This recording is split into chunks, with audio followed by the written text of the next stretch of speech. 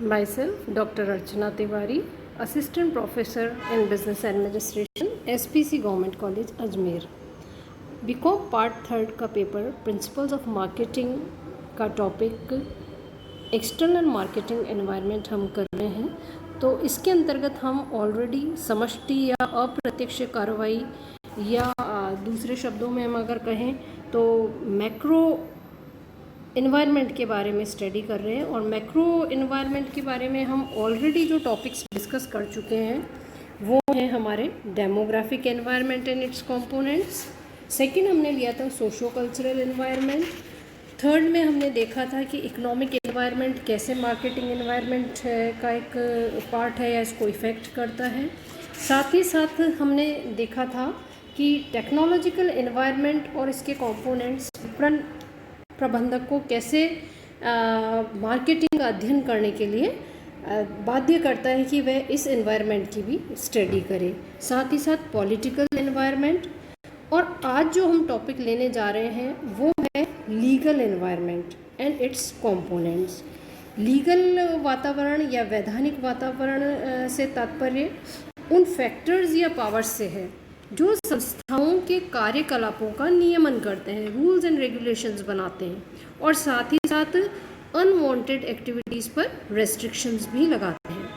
ऐसे वातावरण की रचना करने के लिए कुछ न कुछ घटकों का अध्ययन करना आवश्यक है और ये जो घटक हैं या फैक्टर्स हैं उनको हम वन बाय वन देखते हैं।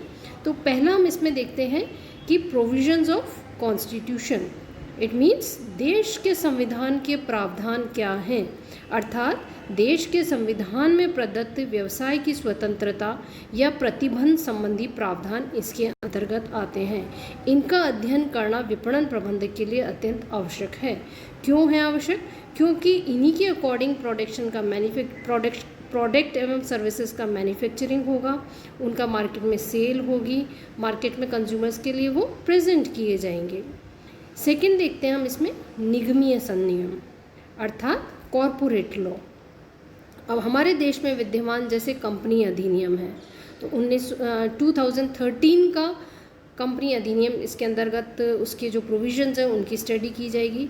साथ ही साथ सेबी है, सेबी अधिनियम है, प्रतिभूति नियम है आदि के प्रावधान भी हम इसके अंतर्गत शामिल कर सकते हैं। नेक्स्ट आता है हमारा बिजनेस लॉ। बिजनेस लॉ यानी कि व्यापारिक संनियम, अन्य नाम भी हो सकते हैं इसके, जैसे कि अनुबंध अधिनियम हो सकता है। इसके अंतर्गत सेल ऑफ गुड्स एक्ट आता है, पार्टनरशिप आ सकता है, बैंक, बीमा आदि से संबंधित नियमों के प्रावधान इसके अंतर्गत आ सकते हैं। तो व्यापारिक संनियम या अनुबंध अधिनियम, क्योंकि इसके अंतर्गत भी दो पक्षकार होने चाहिए और साथ ही साथ उनके बीच जो अनुबंध हो रहा है वस्तु को लेने के लिए या प्रोडक्ट के सेल और परचेज से रिलेटेड अगर उनके बीच में कोई डिस्प्यूट हो जाता है तो उसके लिए व्यापारिक संनियम भी लागू किया जा सकता है। नेक्स्ट आता है हमारा इकोनॉमिक लॉ, आर्थिक संनियम। इसका तात्पर्य है कि कंपटीशन अधिनियम, फेमा, कंज्यूमर प्रोटेक्शन एक्ट, उपभोक्ता संरक्षण अधिनियम, आवश्यक वस्तु अधिनियम, काला बाजार निरोधक अधिनियम, बाट एवं मापतोल अधिनियम इत्यादि के प्रावधान इसके अंतर्गत हम सम्मिलित कर सकते हैं और इनका अध्ययन विपणन प्रबंधक के लिए अत्यंत ही आवश्यक है। नेक्स्ट आता हमारा औद्योगिक एवं श्रम अधिनियम, इंडस्ट्रियल एंड लेबर लॉ।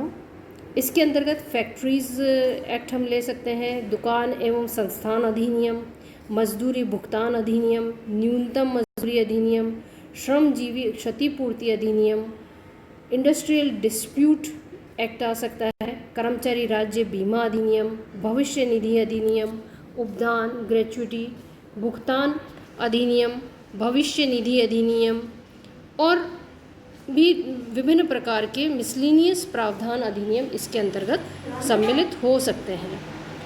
इसके अलावा जो है हमारा आता है प्रदूषण नियंत्रण अधिनियम अर्थात पर्यावरण संरक्षण अधिनियम। इसके अंतर्गत शामिल हो सकता है वाटर पॉल्यूशन एक्ट हो सकता है, एयर पॉल्यूशन नियंत्रण अधिनियम हो सकता है, उसके भी प्रोविजंस हम इसके अंदर इंक्लूड कर सकते हैं। Taxation another point we can take, उसके अंतर्गत हम इनकम टैक्स एक्ट ले सकते हैं, उत्पाद कर अधिनियम ले सकते हैं, आबकारी अधिनियम ले सकते हैं, सीमा कर अधिनियम ले सकते हैं, बिक्री कर अधिनियम, संपदा कर अधिनियम आदि के प्रावधान इसके अंतर्गत सम्मिलित हो सकते हैं। तो एक विपणन प्रबंधक को ये सारे अधिनियम ध्यान में रखना अत्यंत ही आवश्यक है। साथ ही साथ लॉ एंड ऑर्डर है, न्यायिक व्यवस्था जिसको कि हम कहते हैं, अर्थात देश में सभी स्तरों पर न्याय व्यवस्था तथा उसमें व्याप्त शिष्टाचार या भ्रष्टाचार की क्या स्थिति है उसका अध्ययन विपणन प्रबंधक को अवश्य ही करना चाहिए। अब जो ऊपर जितने भी हमने ये सारे घटक देखे हैं वो देश के वैधानिक वातावरण की रचना करते हैं तथा उसमें चेंज भी कर सकते हैं, और इसमें जो परिवर्तनशील वातावरण के अंतर्गत सभी व्यावसायिक संस्थाओं को अपने कारोबार का संचालन करना होता है, और इसी का रिजल्ट निकलता है कि उनकी विपणन सहित सभी क्रियाओं का इसी वातावरण के घटकों द्वारा नियमन भी किया जा सकता है।